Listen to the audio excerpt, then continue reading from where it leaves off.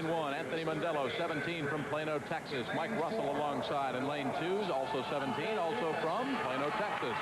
Alex Kostich, 15 from Belmont, Mass. In lane 3, Andre DuPlessis, who's 17 from nearby New Orleans, swims in lane 4. Steve Herron's in 5, 15 from Kirkland, Washington. In lane 6, it's Roddy Kirschenman, 17 from Omaha, Nebraska. David McCarty is in lane 7, 16 from Mission Viejo, California. And in lane 8, it's Eric Heil, who's 18 from Little Rock, Arkansas. Why would anybody want to swim 30 lengths? You know, it's the swimming equivalent of the mile. And the mile, or swimming and running, is the 4-to-1 ratio. So you'll have to run 4 miles to feel what you feel in the 1-mile swim. This is our favorite, Andre DuPlessis. He ran head-to-head into Jeff Olson in the 2 long-distance freestyles, getting a silver medal both times. And I went up to him before the race and I said, "You glad Jeff's not in this race?" He said, "Well, it doesn't make a whole lot of difference to me." So I think he's got a big swim coming. Number 2 and trying harder. This will be his main competition over here. This is Roddy Kirschenman. Roddy is another distance swimmer. He is looking forward also to swimming this race. Big, long, tall guy, 6 feet 3 inches tall. It helps. You should be able to take fewer strokes per length of the pool. You want to be nice and loose the entire time. 15, 16 minutes for this race.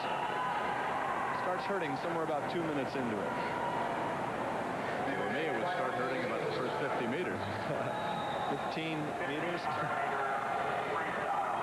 This will take about 15 and a half, 16 minutes. You talk about endurance and training. This is where it shows up. Now, all the athletes are swimming with goggles on in this particular race. Sometimes in the sprints they don't, but these athletes have learned how to dive into the water without losing the goggles by merely looking backwards towards their feet. The water hits the top of their head, and bingo, and then they hit the water and they're fine. Jumping out to an early lead in lane number 3, it's Alex Kostich, who's 15 years old, out of Belmont, Mass. He attends Buckingham Brown and Nichols School. He'll be just a sophomore this fall. He swims for Bernal's Gators Swim Club, which is the Harvard University USS Club team. He was 3rd in the 800 freestyle in this meet earlier in the week. John, you talk about tempo and pacing. How important is it in this 1500 free? Well, we've discovered that if you do something on a regular rhythm, it's a lot easier to maintain the effort over a long period of time. And consequently, many athletes are singing a song in the back of their mind. Alex Kostich came up to me earlier. He said that he really wanted to do well in this race. And it looks to me, we have a term for this. It's called a TV swim. You go out real fast, real early, and hope you can hang on. He looks like he's really burning rubber here. 57.84. I think I see a grand piano materializing on the ceiling of the building here. You can't maintain that pace, not at this level here. Would this be the equivalent then? You equate it to the mile run. Would this be like a rabbit in a mile race? Yeah, but a rabbit can slow down. I don't think, I mean, a rabbit can back off and the pain sort of subsides, but this guy's going to be hurting starting in about 2 minutes. He looks good. I mean, he's got a quick turnover. He's trying to do it all in the upper body at this point. His rear feet are sort of dragging. That's the style that Bobby Hackett, Olympic silver medalist, developed, both under the same coach, Joe Burnell. Burnell's Gators up in the New England area. And he teaches you to go out for it, and if it hurts, that's okay because it's supposed to. We remember watching Bobby Hackett in the 1976 Olympics in the years immediately prior, and we said he can't last. He can't keep that up. And you know what? He did. So we may have a surprise here. We don't know. Again, you're watching in lane 3 as he's completing his 3rd of 30 laps. That is Alex Kostich out of Belmont, Mass. In lane number 7, David McCarty's in the 2nd spot. He is 16 years old, out of Mission Viejo, California. He goes to Mission Viejo High School. He'll be a senior in the fall. And he was 6th in the 400 freestyle at this meet earlier in the week. Long way to go. Keep in mind, this is about a 15 and a half, 16-minute event, the men's 1,500-meter freestyle. When you say they sing songs to themselves, they must have a little mini repertoire because one song won't do it. Well, actually, it's the same song over and over and over again. You get tired of it in workout because that's what we did in workout, too. We'd start humming the song and stroking to the beat. And if you needed a little faster beat, you'd either hum the same song a little faster or you'd find a different song. I don't know what's going on in his mind right now. He's still maintaining that rhythm. If we snap our fingers to the beat of his arms, you can just hear it. It's constant, and he should maintain the same number of strokes per length in the pool. Look at his feet again. They're just dragging. They're not used for propulsion. Using your legs uses up too much oxygen.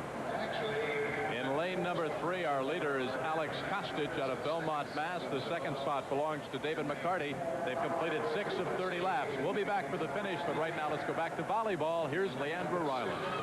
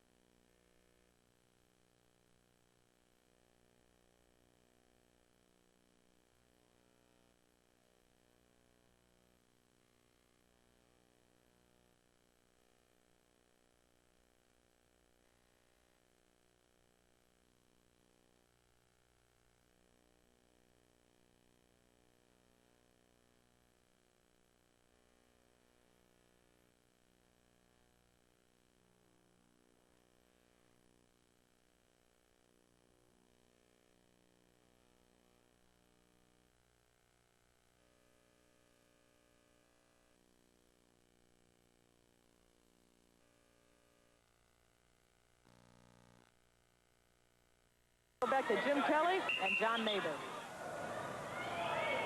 Thanks, Leandra. We have got, John Neighbor and I, a really remarkable story building here at the natatorium if he can hold on. Alex Kostich, 15 years old, out of Belmont, Mass, has been leading this men's 1,500-meter freestyle since the very starting gun. That's really a remarkable thing to try to accomplish. He went out, got the early lead, as John said.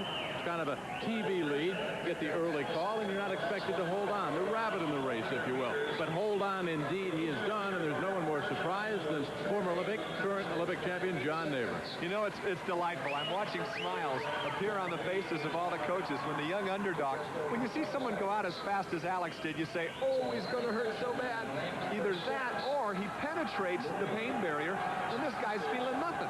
He's numb from the shoulders down, and he's maintaining his pace. Only lane 6 might be coming on here very strong, but Alex Kostich has not been slowing down, and he's held a 5-second lead for quite a while. Rodney Kirschenman, 17, out of Omaha, Nebraska, and Byron High School, a freshman at Wisconsin, this falls in lane 6.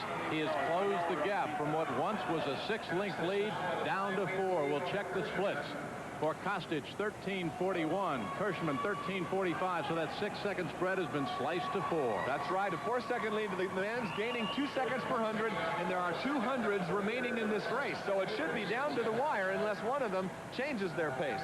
John, what about the pain factor right now? What's going through the mind of Alex trying to hold on to the lead? What's going through the mind of Roddy trying to close the gap and catch him? Well, I think the most important thing to mention is that Alex, prior to the race, was prepared for the pain. He said, I'm going to charge at it, go right through that barrier and see how long I can hold on. I don't think Roddy decided to penetrate the pain barrier until he finally realized that Alex was not going to fade.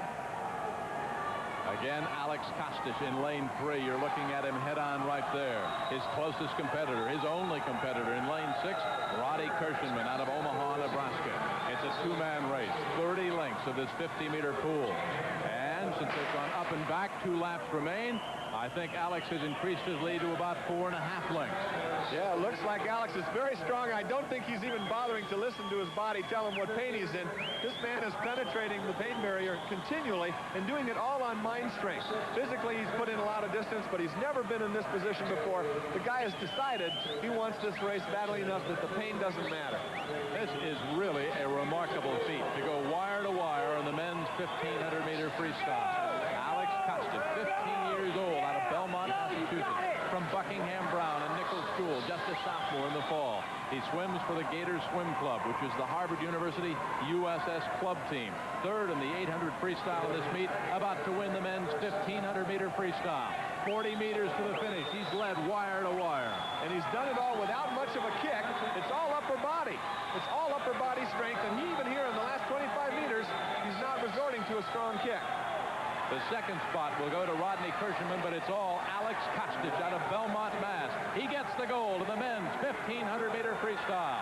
Over in lane 6, Rodney Kirschenman, he gets the silver. The battle for the bronze in lane 5 and 7. In 5, Steve Herron. In 7, David McCarty. Let's check the time. It's Herron in lane 5 and McCarty in lane 4 by 0.2 of a second. I have never seen as brave a race.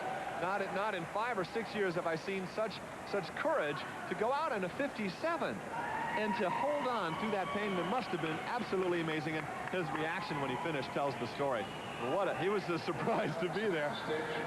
He just went almost a mile. Alex Kostich, 15 years old, out of Belmont, Mass. So he gets the gold. The silver goes to Roddy Kirschenman out of Omaha, Nebraska. And the bronze is Steve Herron from Kirkland, Washington. We've got lots more swimming and volleyball coming up. Stay with us from the National Sports Festival in Baton Rouge.